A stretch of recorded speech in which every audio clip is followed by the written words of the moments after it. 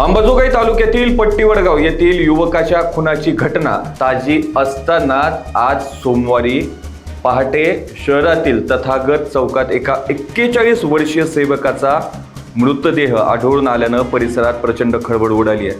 हा मृत्यू नेमका कशामुळे झाला, हा घातपात आहे की अपघात, याबाबतचं गूढ वाढलं असून पोलीस यंत्रणा तपास करीत आहे। विवेक करपे वय वर्ष 41 आहे, ते राहणार आहेत जवळबंच तालुका केज मधील। ते केज येथे पत्नी मुलाबाळांसह वास्तव्यास होते। वडवणी तालुक्यातील खडकी देवळा येथील एका खासगी शाळेवर ते सेवक म्हणून कार्यरत होते। त्यांच्या पश्चात पत्नी, इयत्ता 10वीत शिकणारा मुलगा आणि एक लहान मुलगी असा परिवार आहे। आज सोमवारी सकाळी तथागत चौकात विवेक करपे यांचा मृतदेह संशयास्पद अवस्थेत नागरिकांच्या निदर्शनास आला।